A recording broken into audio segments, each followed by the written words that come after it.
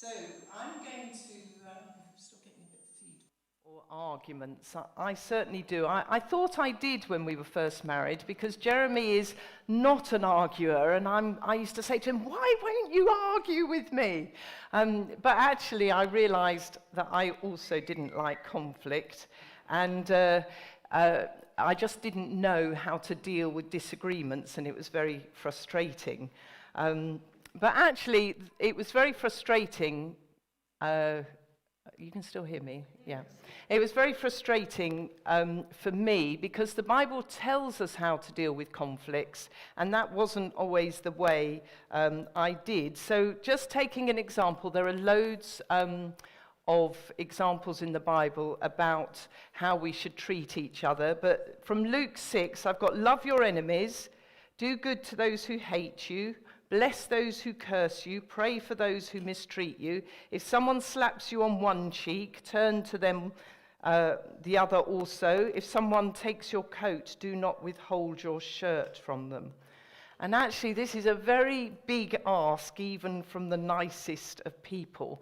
But it can't be impossible, or Jesus wouldn't have asked us to do it. There is always grace available to behave like this.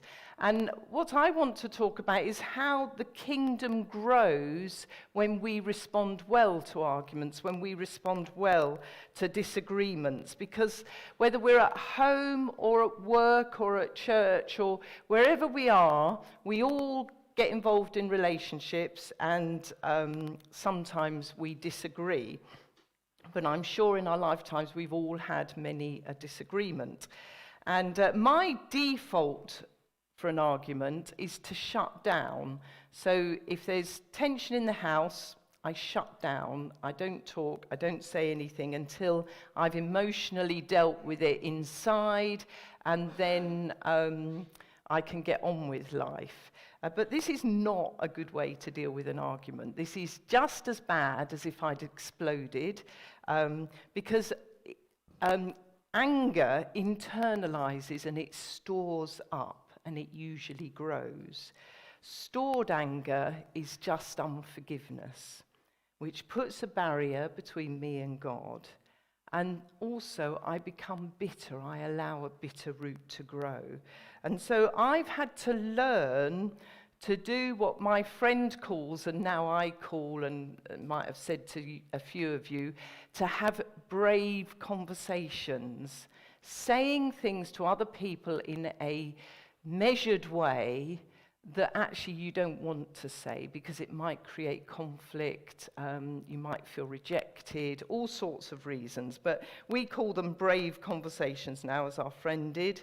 And for many of us, brave conversations are very hard. So in Acts, the book of Acts, we, whilst planning for a missionary journey, Paul and Barnabas had an argument, and that's what I'm going to read today. And that's the scripture I'm taking. Sometime, Acts 15, for those of you that want to follow in your technologies. Sometime later, Paul said to Barnabas, let us go back and visit the believers in all the towns where we preach the word of the Lord and see how they are doing. Barnabas wanted to take John, also called Mark, with them, but Paul did not think it wise to take him, because he had deserted them in Pamphylia and had not continued with them in the work. They had such a sharp disagreement that they parted company. Barnabas took Mark and sailed to Cyprus, but Paul chose Silas and left. Commended by the believers to the grace of the Lord, he went through Syria and Cilicia, strengthening the churches. So here we see an angry exchange. And this wasn't any old disagreement. If you look at the words actually used, when it says Barnabas wanted to take John Mark, he really wanted to take John Mark. It's a strong word. There was like passion in it, and he really, really wanted to take him. This is a persistent the Greek word says a very strong difference of opinion. And then also, in verse 39, they use the word sharp disagreement. And this is actually a sudden, strong, angry exchange. So they are having a strong disagreement about whether to take John Mark. And I'm actually very grateful for this story because it helps us to see that it's okay to disagree. It's actually a very human response because God made us all different. He didn't make us all the same so that we see things in the same way. God made us all very, very different, and he wants us to be different. The issue is how we respond to the disagreement.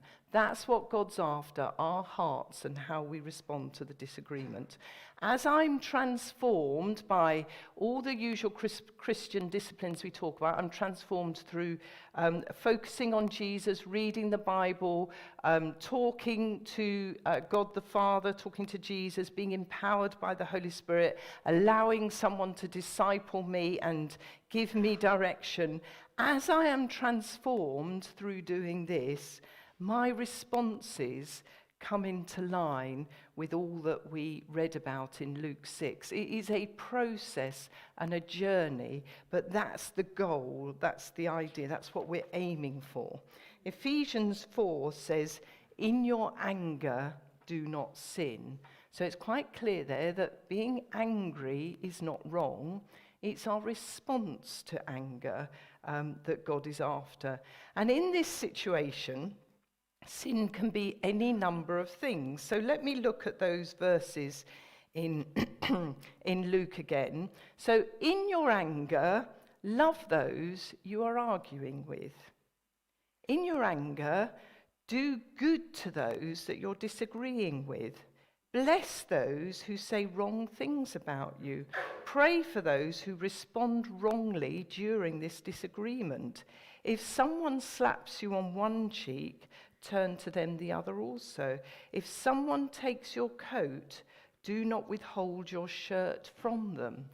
Now, so, like in this moment, in a moment of an argument, even if it's momentarily, someone becomes your enemy, don't they? Just even if it's for a moment. And so this is where these responses come into action and where God is asking a response from us to diffuse the situation, whatever the circumstances are. 40 years ago, actually this year, I just worked out, 40 years ago this year, Jeremy and I started forming a romantic relationship, and we started going out together. But the difficulty was that the year before I had been going out with another gentleman, who should remain nameless, who Jeremy happened to live with. And this caused all sorts of just tensions, should I say. And so anyway, it was clearly very difficult for this other person. We as a group back in the day, must have been wealthy young people, we used to go to skiing holidays every year for all the 20-somethings it sort of was. And we used to go, but Jeremy couldn't go because he didn't have a job or a job that paid much at the time. So Jeremy couldn't go. So this ex-boyfriend who was struggling with things, he just felt that he could get over the situation better if he paid for Jeremy to come on this skiing holiday with all of us. And he paid for the entire holiday just so that he could get his attitude sorted out and right with God. And it was deeply moving for Jeremy, but it also broke the ice and it also enabled things to move on. And he found a much better woman than I. And but within marriage, the HTB marriage course asks if you're that's still there, isn't it? Asks if you're a rhino or a hedgehog with your responses. A rhino is someone who's very confrontational, and a hedgehog is an avoider, curls up in a ball, puts the prickles up. And I would like you to know that I am very gifted in this area because I am both a rhino and a hedgehog. And that's my claim to fame. Sometimes, most of the time, if someone criticizes me or there's conflict, in I go, not say a word until I feel better, and then I come out of my shell. But other times, because I actually feel strongly about things, we sometimes have this in our relationship, because on lots of things, Jeremy just doesn't feel strongly. He just doesn't. Whereas I feel strongly on everything. And so sometimes I'm a bit of a rhino, and I will say it as it is and cause people to be hurt, actually. And a brave conversation is where you can have an honest talk about how you're feeling and have an honest talk saying, I feel, not you are or you have. And that's a brave conversation because you're making yourself vulnerable. I am feeling this, not you are doing this. And that's what God is after in us. And actually, I don't want to be a rhino or a hedgehog in any of my responses. And when I respond in a wrong way, I have to take it to Jesus. I have to confess that I'm wrong. And I have to bring it to the throne of grace and ask Jesus to help me have a brave conversation. And he usually does when I take it to him. Sometimes it takes me a while to take it to him. But anyway, back to Paul and Barnabas. So they have a different perspective on the issue. So verse 38 says that Paul didn't want to think it wise to take John Mark with him because he deserted them on a previous mission trip. And we also have a record of this, so it must have been a big deal, the desertion, because it actually tells us about it in Acts 13. It says, from Paphos, Paul and his companions sailed to Perga in Pamphylia when John Mark left them to return to Jerusalem. I mean, this is in the Bible. This must be important to note. But for whatever, we don't know actually why. There are some theological arguments, but we don't actually know why. For whatever reason, Paul felt that it revealed a weakness in Mark, Mark's character, that would actually leave them vulnerable in future mission work. So that's what he felt, and he felt it would be unwise to take him. For right or wrong, Paul just couldn't trust him, and therefore Mark wouldn't have been effective under his leadership. And if you lead in your work situation, you will know that some decisions have to be made for the greater good, some difficult decisions. When we were in the Didcot church, we felt God speaking to us about planting a church in Warwick, and we said to the church all enthusiastically, who wants to come and plant a church in Warwick with us? And 14 adults and their families decided that they wanted to move up from Didcot to Warwick and start a church with us. But one family were clearly, to us, just not suitable for coming for various reasons. And it was really a difficult conversation to have with them, to say, well, actually, yes, we did ask you all if you wanted to come, but it wouldn't work for you, and blah, blah, blah. And it was a really difficult conversation, but it turned out we probably saved them a lot of pain with the way things worked out in Warwick. And but it had to be had, and it is very, very difficult. It wasn't an easy thing for us to do. So what Paul was doing, there was nothing wrong with what he was doing. He was thinking about the rest of the team and thinking about whether it was going to leave them vulnerable or not. So then we see Barnabas, who had a different perspective, and I suspect Barnabas was more of a pastoral temperament, a sort of softer temperament.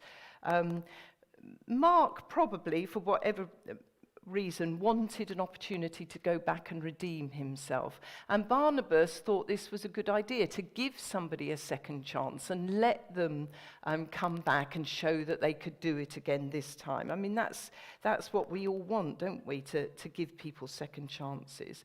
I mean, it may simply have been that actually Barnabas and John Mark were cousins. It tells us that in Colossians. So it may just have been that, but I suspect it was more.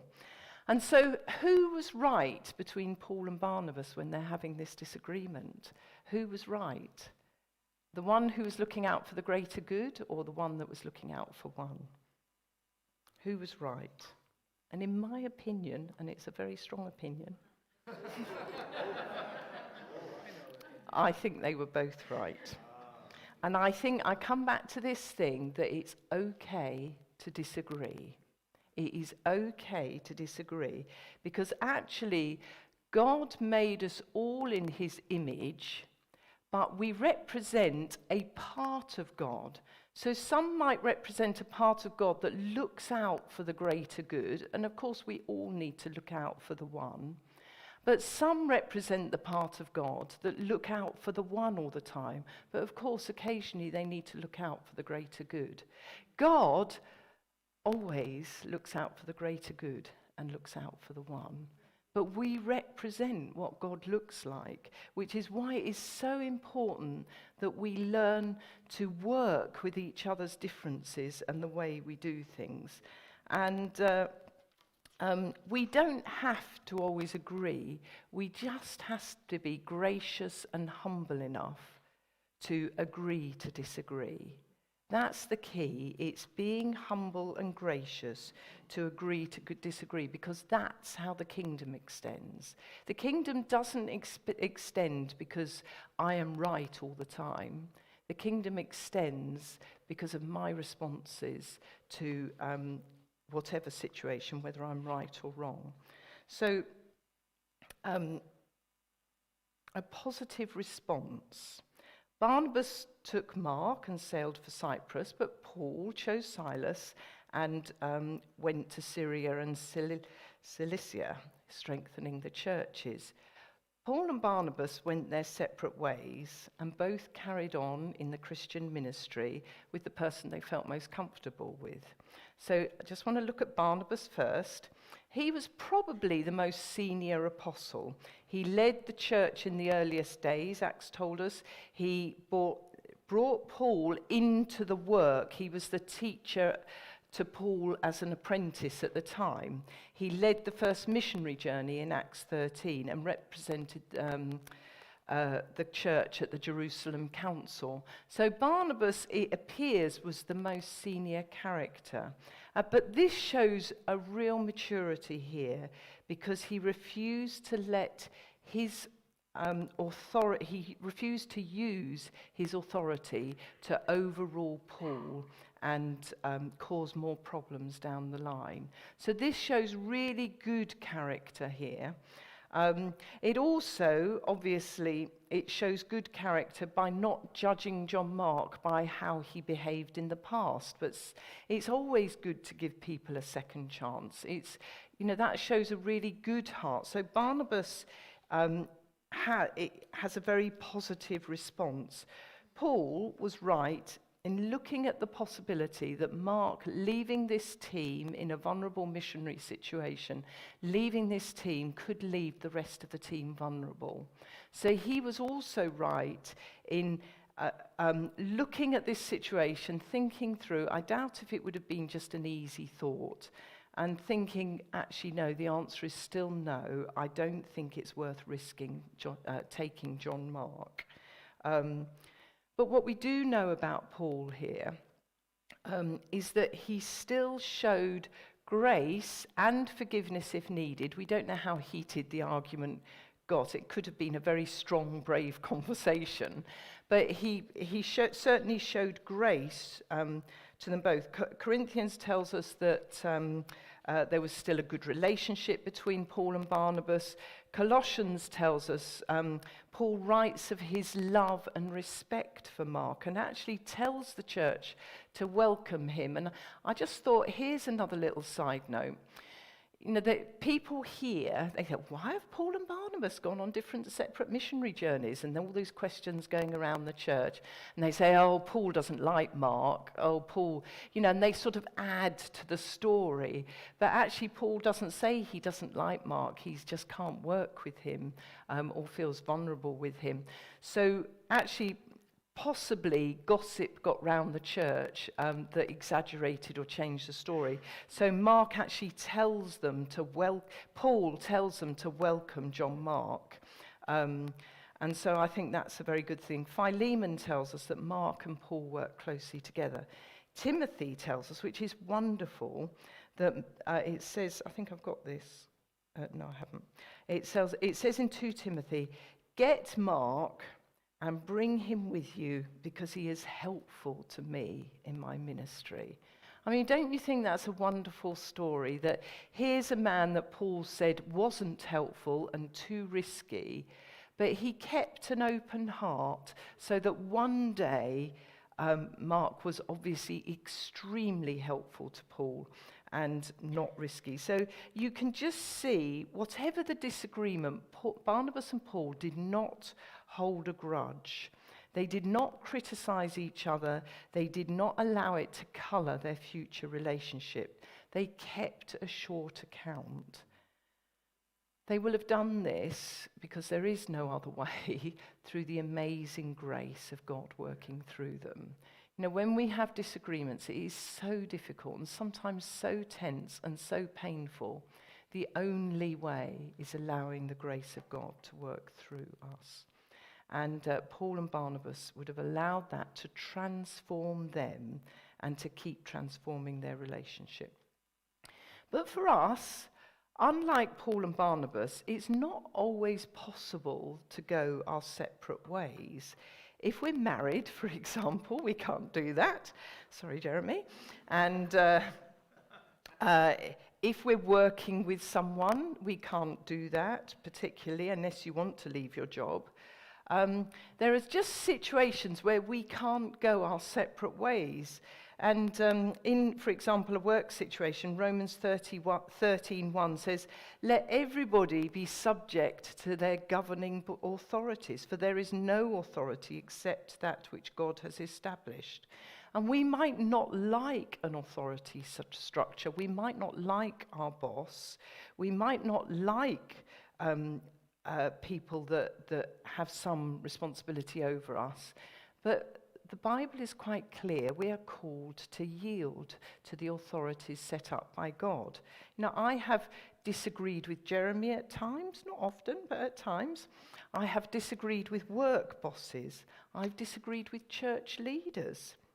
And I've not wanted to yield. But I have to say this, when I do, God has always been faithful to me, and helped me.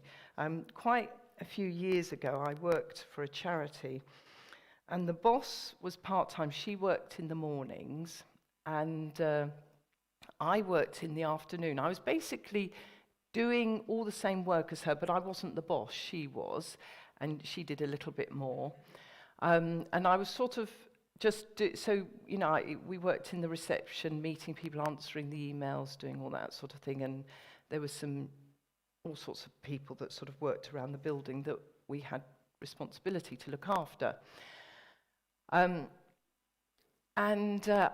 She was actually a very difficult lady. She was very prickly and just quite difficult to work for. And I had to just make choice after choice to do it God's way. She was the boss, and of course I thought I knew how to do it better, but I had to yield to her, to, Jeremy and I use that word, but just submit to her is probably an easier thing to say. She used to make me do really awkward things. So each day you would go through the emails and deal with them, and then, I wanted to file them and all that sort of thing. And she used to make me mark every email I dealt with or looked into as mark as unread, and I used to, for some reason, it just used to really annoy me. I had to do this. Mark it as unread, because my job was to serve her vision. She was the boss. I know I was doing similar work to her, but she was the boss, and we we are called to serve the vision of the boss. Doing things her way, even if I knew of a better way, and always, in my opinion, there was a better way. Being kind to her, because actually the other staff weren't kind to her. She was very prickly. And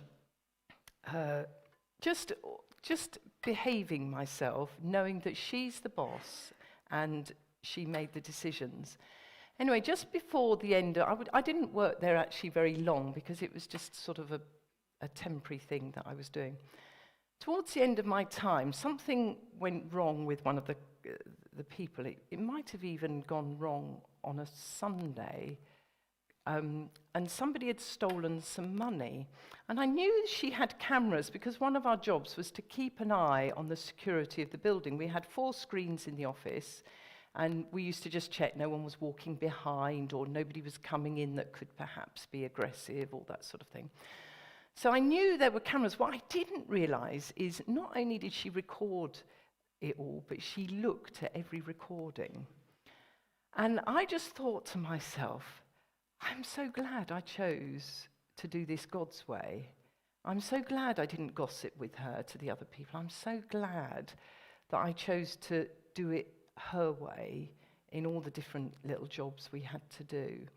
And it is hard yielding to the authorities that God sets up. I'm not saying it's easy, but it is still something that God asks us to do.